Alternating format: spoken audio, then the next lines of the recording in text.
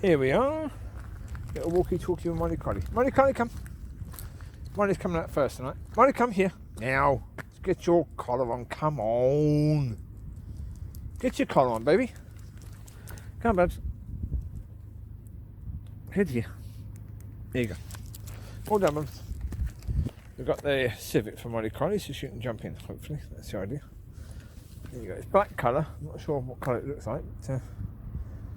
But, the bloke who did some repairs on it is going to have to finish it off because he hasn't. There's still a few more things to do on it. Not quite right. What can be done, I don't know. Time will tell. I'll have to have a chat with him. We'll find out what can be done. Indeed, yes. Anyhow, okay. The message for tonight. What is the discussion point tonight? I was in Tesco's there. Speaking to a few people about God and about revival and about what I hope is going to be happening. And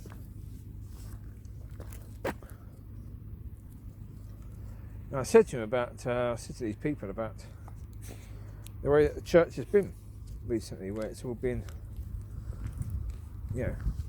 dodgy. You can't. 1 second. Sort out Mollie Collie. No, I was basically saying to these people, you can't say anything that can be seen as negative. You challenge people or anything like that. It's like, oh, you can't say that. You can't say anything that could be challenging people. You can't ever say someone's wrong. If anything they do, no. No, you can't do anything like that, can you? You can't offend people. I said to him, if the Lord came back, he wouldn't be welcome in these churches. He'd be told to leave, that they don't want him here. And that's the reality. Of course it is. That's exactly what they would do. They'd say, sorry, are you going to say anything that could offend people? And Yeshua would have to say, I'm going to say what God tells me to say. And I'd say, oh, you haven't got a prepared message that we can't look through. Can we look through anything you said in the past? Well, no, we can't look through anything you said in the past. Okay, we don't want you. No, we can't risk it. Yeah, if you offend someone, we could get in trouble for that, or people might not want to, click on and give us likes and that sort of stuff. We need to get likes. Need people to like us. Need people to come. Otherwise, we could get banned. You see? You don't want that. Well, what did the Lord say to that? Who are you serving? Where's your trust in God? Are you actually a Christian? Is this actually a Christian organisation? Because if it is a Christian organisation, well then, why are you not speaking as God gives you to speak? Why are you so concerned about offending people? Did you not know that Yeshua offended a lot of people a lot of the time? He certainly was never concerned about making sure he didn't offend people. That was never a concern for him at all. To make sure he didn't offend people. No, he was not concerned about that in any way, shape or form. That never came into his thinking. So, we need to create a church, basically, with God's help, with Yeshua's help, where the Lord can come and speak freely. Where people know the Lord will come and speak freely. No good at all having somewhere where people, Christians themselves, know that, okay, chances of us going there and hearing what the Lord has to say is incredibly slim. That is of no use whatsoever. No, is it?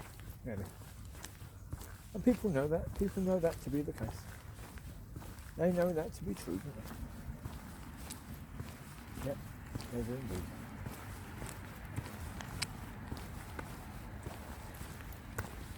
Yes, that is right. Someone just standing there over there. There are toilets over there, but even they look closed for some reason. Oh.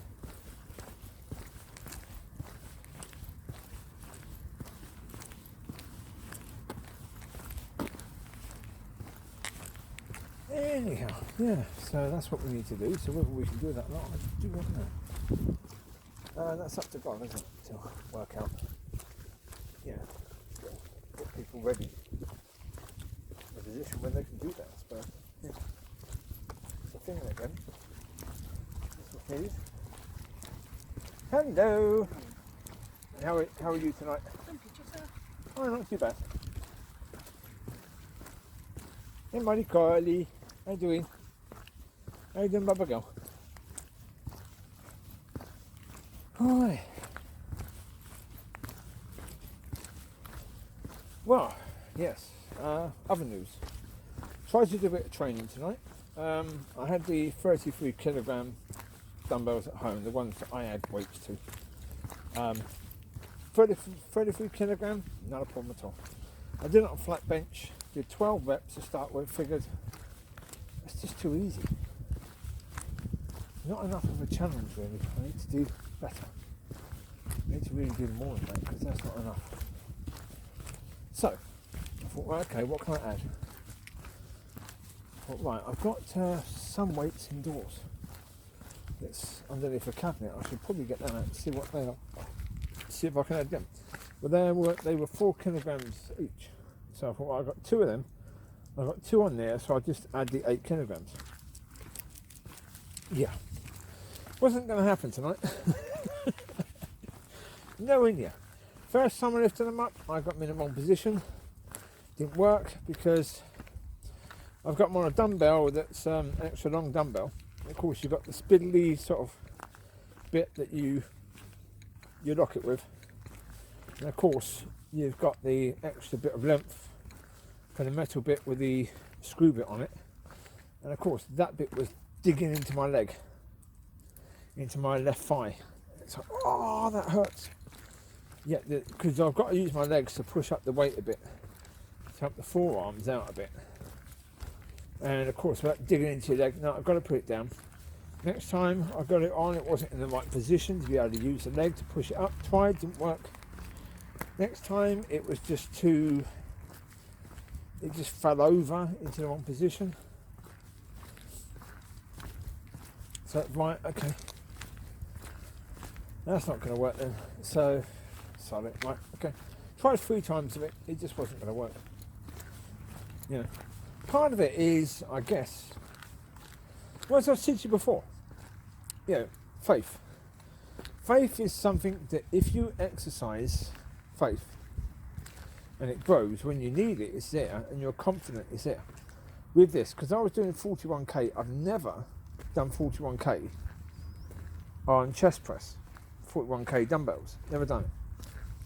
I've done more than that in the long bar, so it works out as 82 kilograms. I've done more than 82 kilograms on the long bar, but this is dumbbells.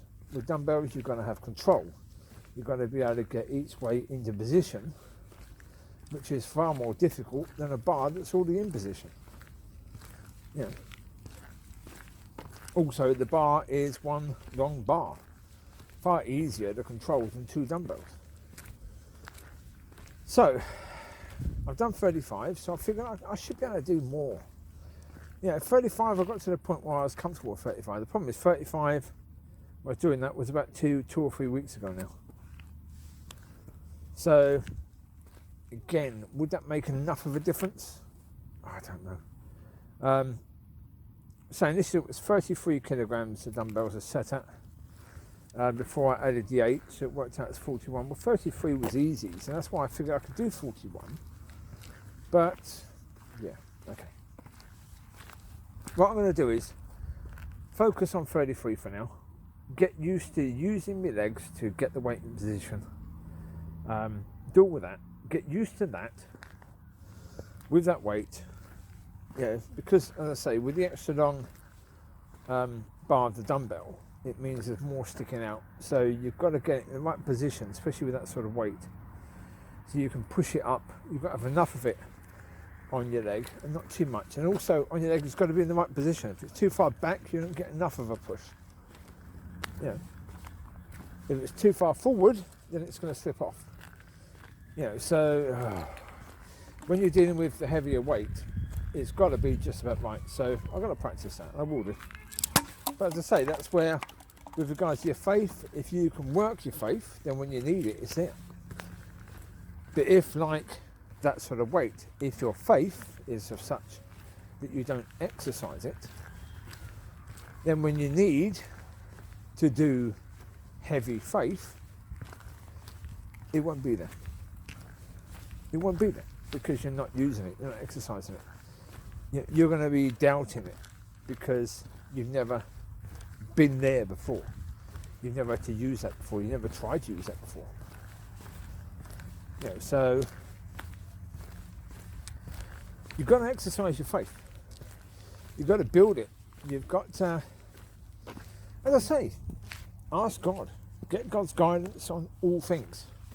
Ask God what He wants you to do with regards to A, B, C, D, E, F and G things in your life. When you go to the shop, what kind of beans does He want you to get? You know, what does God want you to do? Even if necessary, get in your car. Pray, ask God where He wants you to go. And go in that direction.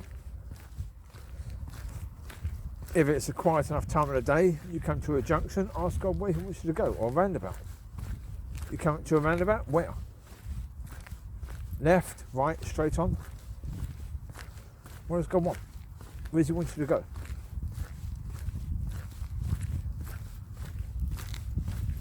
Now, again, it's not necessarily that you'll be driving to anywhere particular for any particular purpose. It's not about that. It could simply be a case of you going to an area you've never known before, you've never been to before, and then God getting you home. So God taking you all around the streets, you going by His guidance, and then He gets you home. Or He may take you to somewhere. It may be a case that you have been thinking that, oh, I need to find a certain shop that deals with certain things. I wonder where there would be one. And as you're driving around, you come to exactly that place that you've been thinking about. The place that you need to find. There it is.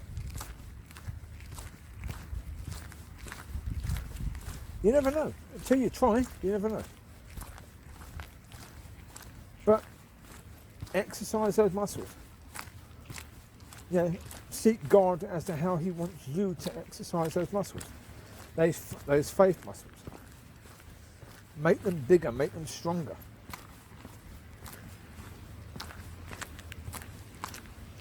Absolutely. You know, do that because then you're in a position where you can do more, can't you? You can do a lot more then. Because you're starting to exercise and, you know, you're starting to use that faith that God has given you, and you're starting to stretch it and, you know, grow it. You're starting to see more with what you can see with your faith. So I wrote something years ago about what can your faith see, because what can your faith see is an important point. You know, what can your faith see? Can your faith see you getting that job that you've been looking for? You know, can your faith see you getting that husband or wife, that home, that health, that healing?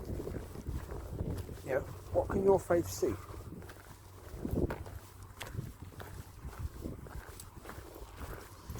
As I say, quite often you need to take, if you're going to be looking at a massive step, that, you know, like for me, my aim is that by the end of July 2021, I can shift 50 kilogram dumbbells. Now, it's quite possible that I'm not going to be able to do that. That is quite possible. I mean, I've done 35, so I'm certainly 15k on each side away from that. Now that should be possible to do. Should be possible to do.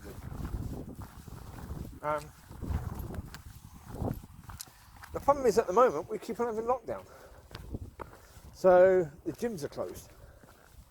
Gyms being open would be a wonderful thing to be able to go in and use their equipment. That would be quite helpful.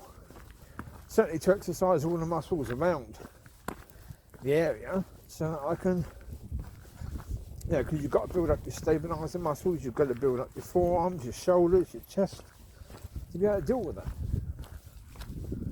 Your upper back, your lower back, the whole area.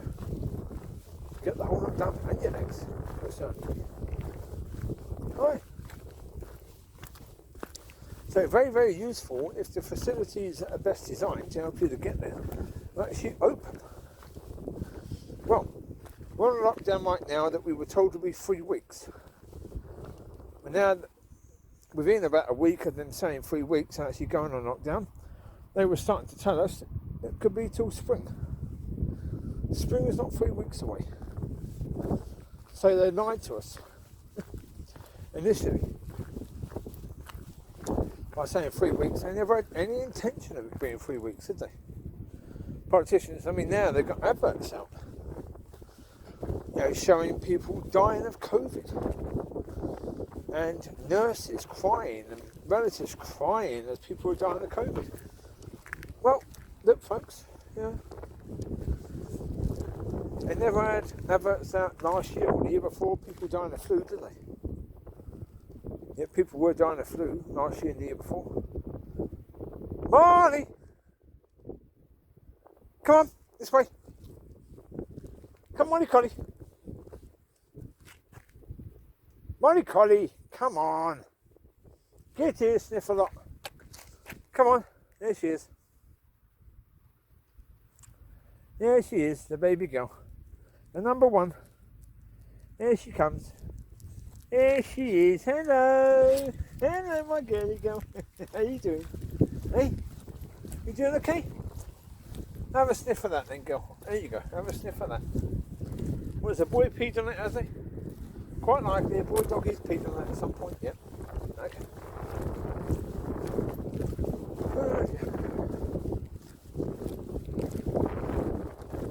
I thought I'd bring Mollie down first anyway, and then bring the others down later, because last night I came down and it was full of people with dogs, so not helpful. Like the other four, especially with Amber. Come, Mollie. Mollie, come. Come, Bubba. Come, my girly girl. How doing? How doing? I see ya. Yeah, I see ya. Don't you see his Mollie Collie? Hi.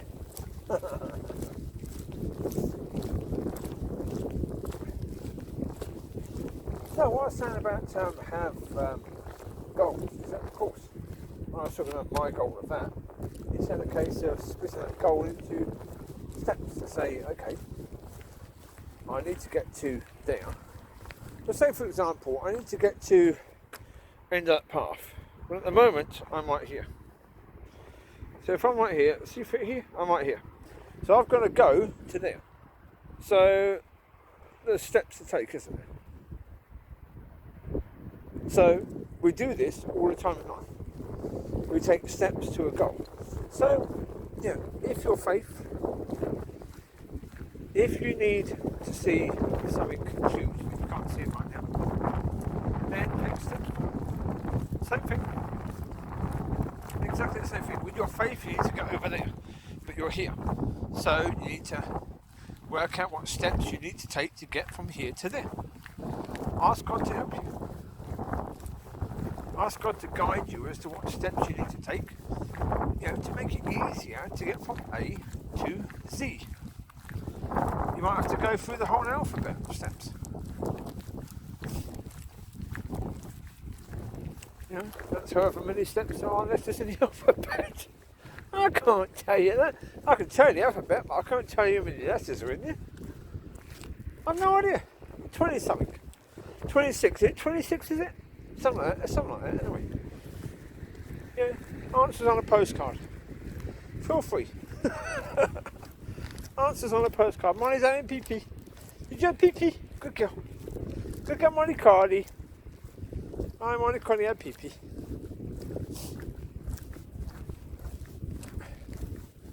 Yeah.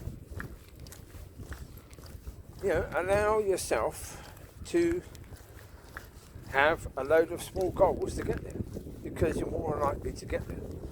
If you could have 26 goals or 2, the problem is that if you're trying to get from here to that car, which is my car, so don't steal it when you get there, please. But if you're trying to get from here to that car, then you could try and do it in, say, 40 steps or 4 steps. How are you going to do that in 4 steps? Even if you were the long jump record holder, chances that you could jump there in 4 jumps and be able to get from there, where I was there, to the car there in 4 jumps is very, very slim. 4 steps would be one heck of a challenge. 40 steps, far easier. Right, that's manageable, isn't it? You know, little steps. You don't need to really push yourself or try to overextend with your steps and sort of go like that and then like that and then like that and then like that. Yeah, that's uncomfortable. You could just walk at normal pace. Get there when you get there, sort of thing, you know. See here. How many steps that was? I've got no idea. I wasn't counting. It wasn't an actual proper thing. It was an example. Okay? So I wasn't counting how many steps it would actually be. It was an example. And I don't know, if I'm talking to someone who's quite short, who's not shorter than me, which would be quite difficult because I'm only 5'7", but you never know. Yeah, they would need more steps than I would. So they might need 40 steps to get there. Right.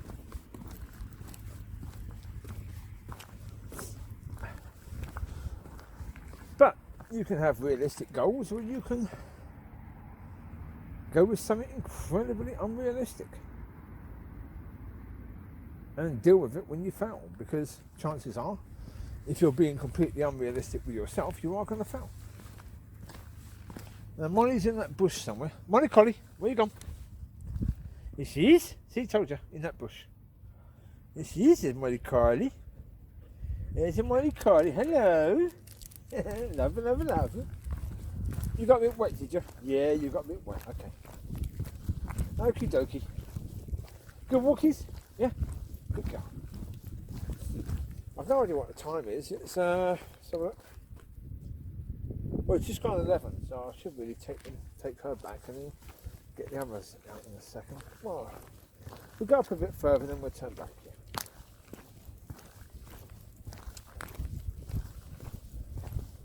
Oh, folks, yes, it is what it is, isn't it? Yeah. But exercise your faith. If you want to be part of this church, if you want to be part of this movement that God is going to have, if it's going to be as incredible as it could be, you need faith. You need faith to be part of that.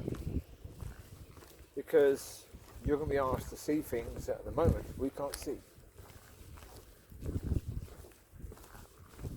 You're going to be asked to see things at the moment are not in reality.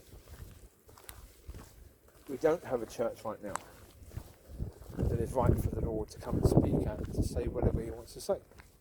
That church doesn't exist at the moment. Not in the large part. You know, some bits here, but not in the large part, no. In which case, we've got to make that happen. We don't have a church that, in the large part, is really serving its community. But again, we've got to have that. Now, how that's going to work out, I don't know. We don't have a church at the moment that's prepared in any way, shape or form for the last days. So let's assume we are in the last days at some point. If we are, we don't have a church that's prepared for it. But we're going to have to be, and all of that's going to take faith. All that's going to take seeing something that we can't currently see. So exercise your faith. all comes around, doesn't it, in the end? Started off talking about the church and being the church that the Lord can speak at. Finished with it being the church and the church that the Lord can speak at. See, there you go. Come around beautifully. That's what you call a message, isn't it? Yeah? There you go, see? That's what you call a message. Right, I'm going to be taking Mollie back home and getting the others out. So, I think this will do for tonight. I will probably be doing the phone, but I won't necessarily be doing anything with it. Time will tell. You take care, God bless, and I will speak to you soon. Bye-bye, have a great one. Mollie Collie, say goodbye. There you go, Mollie Collie says goodbye as well. See? Mollie Collie says goodbye as well. Look, here she is. The girly.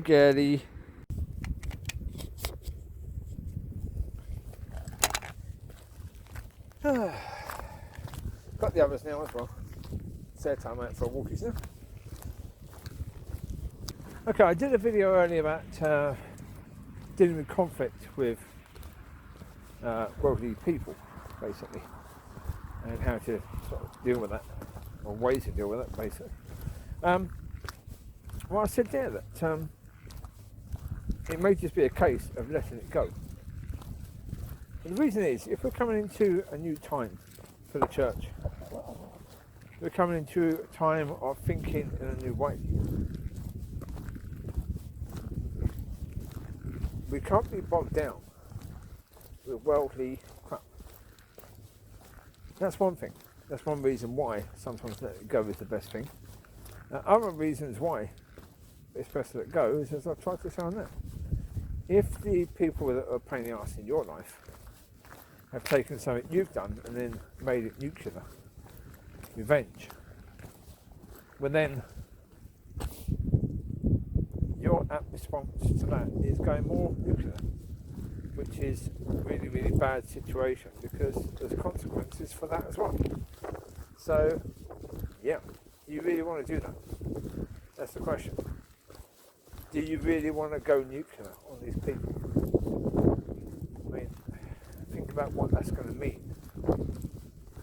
What does going nuclear compared to what they did?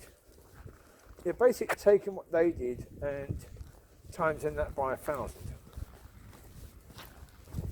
What's that going to look like?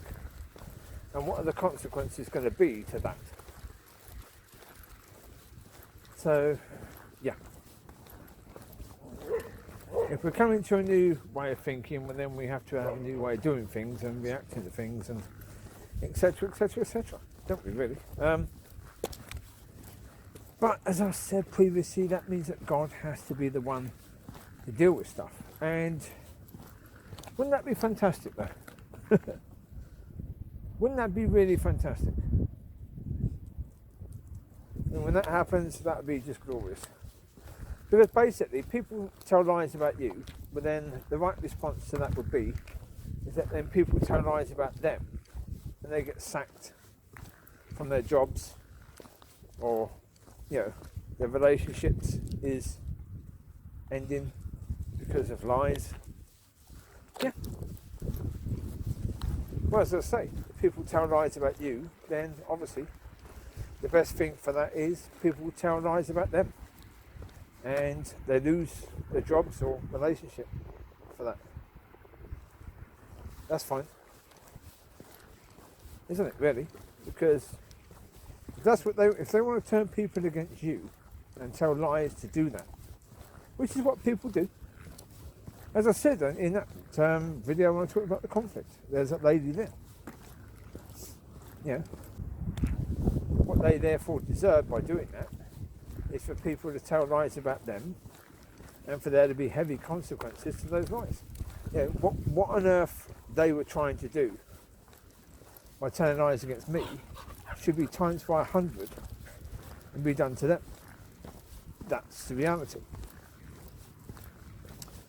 But you let God do that. You let God do that. I mean, the other option is you just say, leave them to it. The consequences are going to come upon them anyway at some point in time because that's what life is, that's the way life happens. And, you know, unless they're rich and powerful or rich or incredibly powerful, consequences are going to come onto them.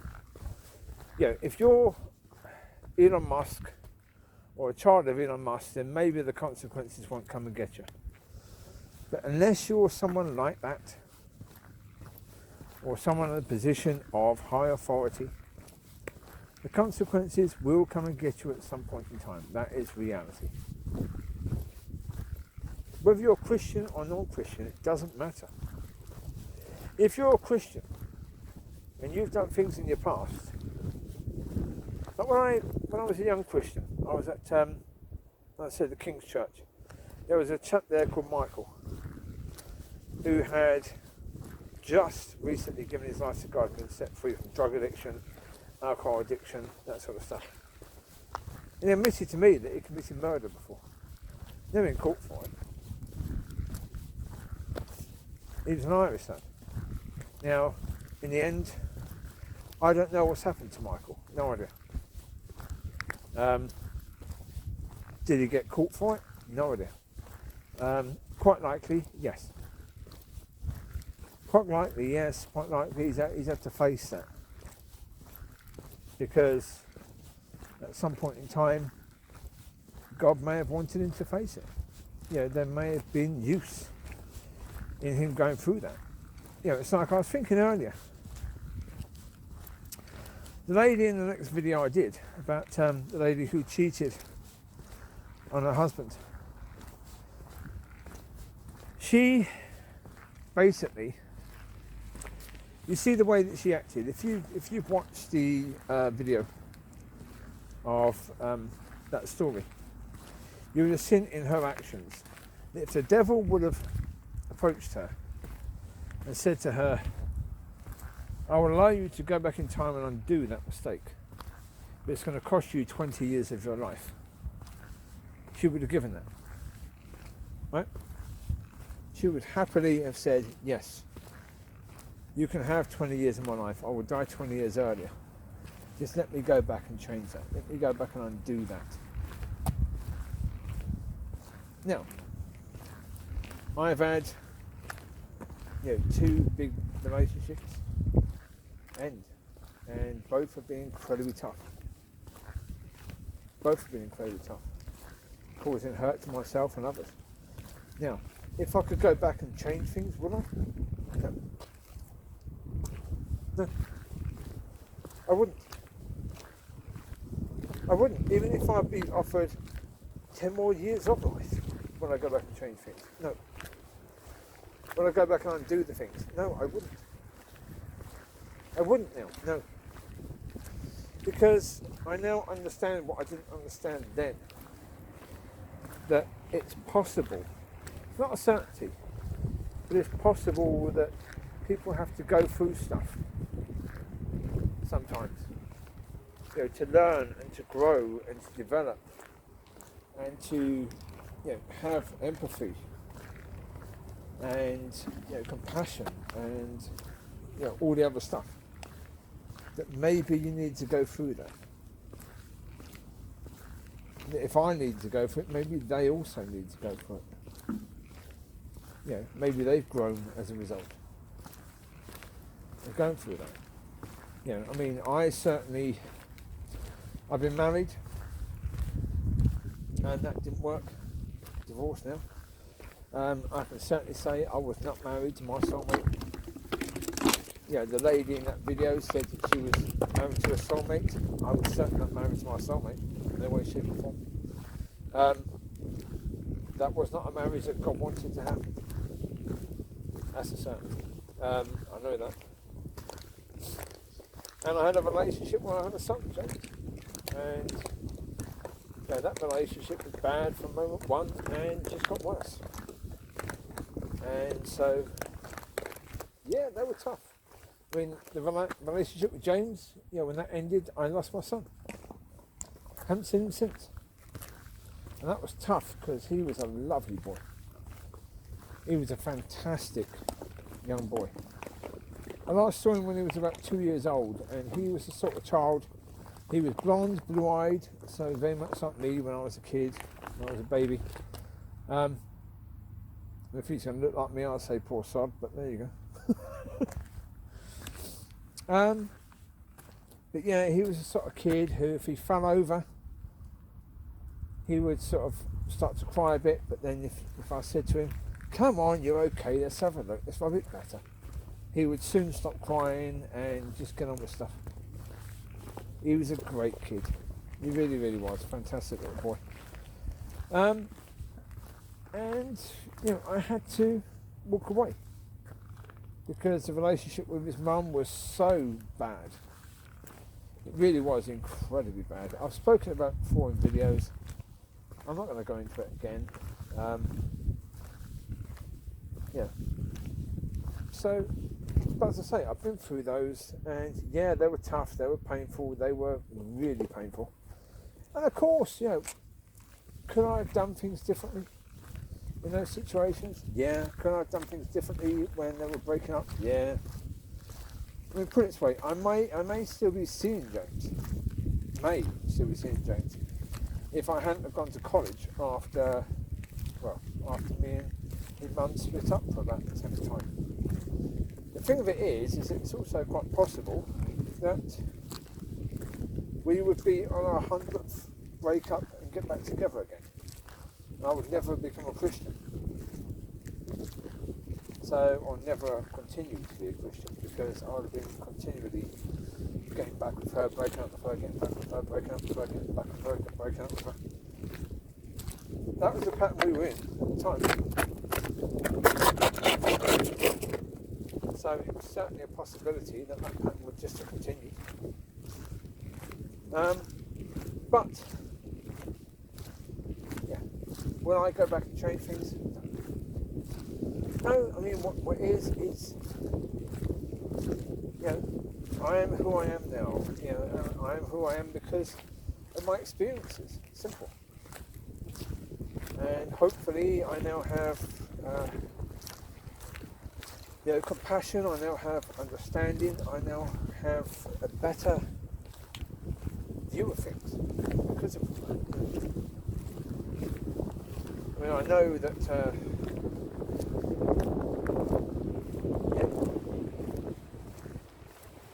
it's all been a part of making me who I am now and giving me the views I have now, the passion I have now. And yeah, like when I was listening to that story earlier, yeah, that was painful to listen to.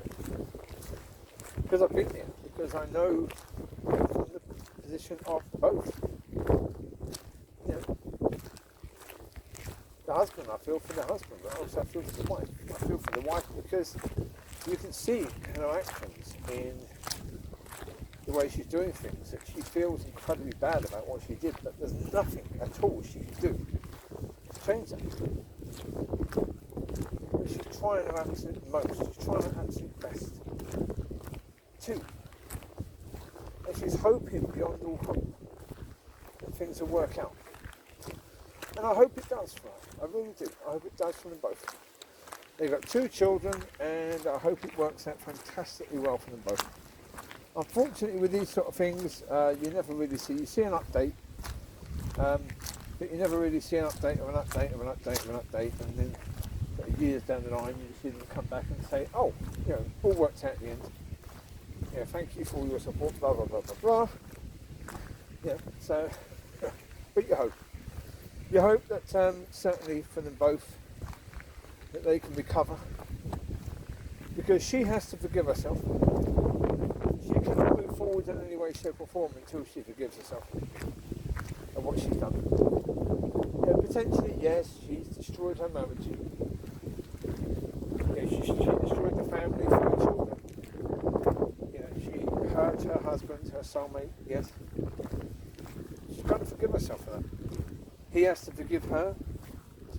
And he also has to forgive himself for the way he punished her afterwards. He has to admit his wrongdoing afterwards, and he has to forgive himself for that as well. So they both have a lot of work to do, the husband and the wife. But forgiveness is key. You can't move forward until you have that. You You've got to forgive yourself and you've got to forgive the other person. Again, if they're going to get together, she has to forgive him for punishing her in the way he did. So they both wronged each other.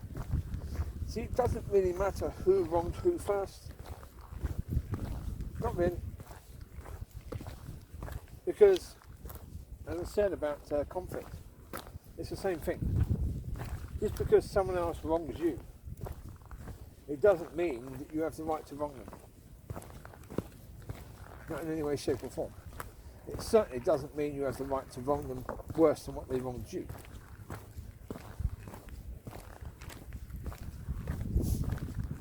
No. Not in any way, shape or form. You may think it does according to worldly thinking, but that's according to worldly thinking. Worldly thinking is screwed up, big time. Through worldly thinking we have some really nasty atrocities going on all over the world. Look at China, look at the way that China deals with things. Jesus, I mean, if you want worldly thinking, try their way. Yeah.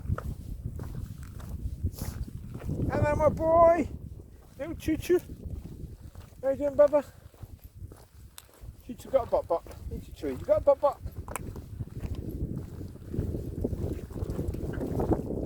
Come on, you two. This way. Mollie, come.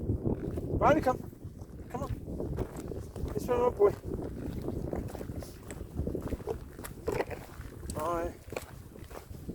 Here's what it is, Yeah. But no, petty squabbles are just not worth it, are they, then? When it comes down to it, just not worth it. Not in any way, shape or form. We all do things that are petty from time to time. Yeah. Oh, yeah. Well, put it this way, tomorrow it's unlikely that we'll be going out for a walk because we've got apparently 12 hours of heavy rain coming from 4 a.m. tonight till 4 p.m. tomorrow. That means that areas we walk down today, certainly over in that area there, that's usually basically where the bridge is there, turn right of that path there, that's going to be waterlogged. Pretty much, most likely tomorrow night, that's going to be absolutely underwater. So it's like, Now, the reality is, at the moment we get a lot of rain. Quite annoying because we had the weather recently where we had it -3, and on that day, did we get any precipitation, as in rain or anything like that? Because if we did, we would have had snow. We got nothing. Nothing at all. Tiny bit of snow, and that was it. Maybe half an hour of snow. Oh, that was it. Lucy, walk away. Now, come on, this way. Riley, come. Come on, boy. Where you come? That's it. We only got about half an hour of snow. So it was a tiny coming about a millimetre of snow on the ground. That was it. Really nothing worth phoning home about. Days when the weather isn't cold enough, we get rain after rain after rain after rain after rain. We could be getting heavy snow, I don't know. That's fantastic. Brilliant. But no, we get heavy rain instead.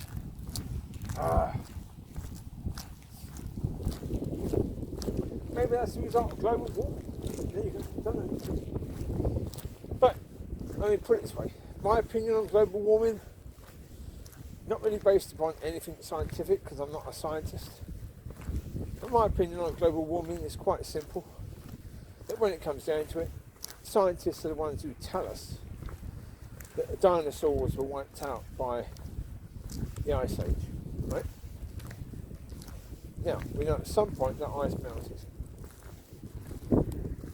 Well, as I said before, I was saying again, we weren't there to cause the ice to melt, and yet obviously the temperature must have gone up considerably to cause the ice to melt, to cause the ice to melt that quickly.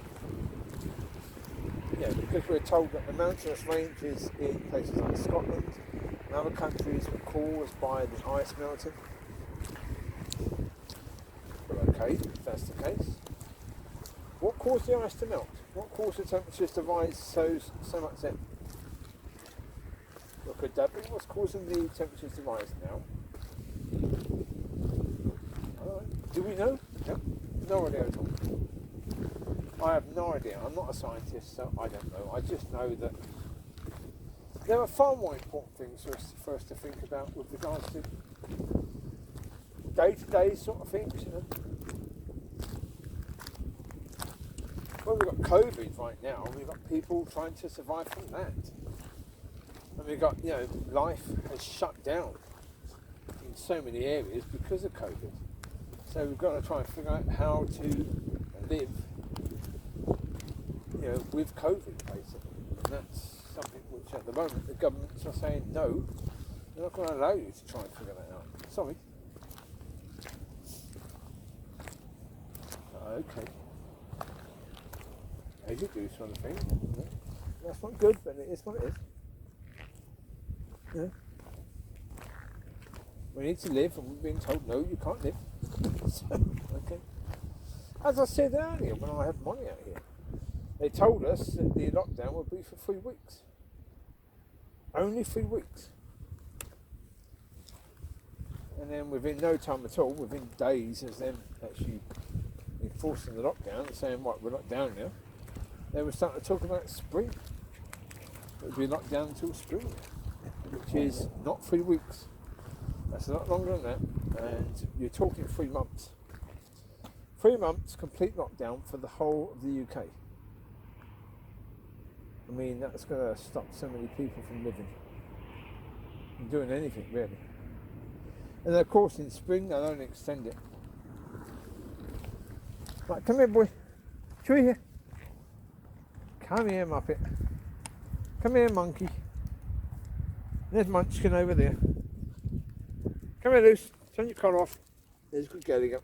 Lift your head up, Lucy. You want? Get your head up.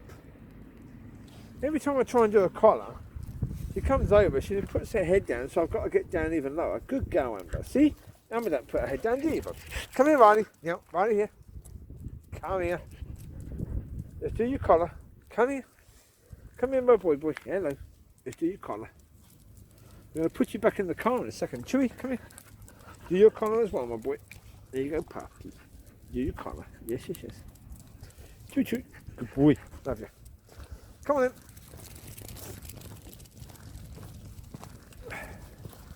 They think come on then means go on then. It doesn't. It's a completely different thing. Now, as soon as I opened the car, they knew what that meant, so they've now stopped by the car, you see. They're clever. Clever little doggies, isn't they? As soon as I did that, you saw the lights on the car click, and then they said, right, okay, we're going to the car. That was their signal. So we're going to the car, so stop by the car. Right. That's good. Clever little doggies. Well, Mollie's going to figure out soon she can jump in the other car. She hasn't quite figured it out yet. So, go on. Chewie, shift ass. Chewie, over here. Come here, Chewie. Now. Chewie, come here. Lay down there. Stay there, Chewie. Lay down, Babs. Right, you always get the case where with them in there, Chewie lays next to Riley, and then they start arguing, they start trying to fight each other. So that's not a good idea, is it? So, right, you take care, God bless, and I'll speak to you soon. Bye bye.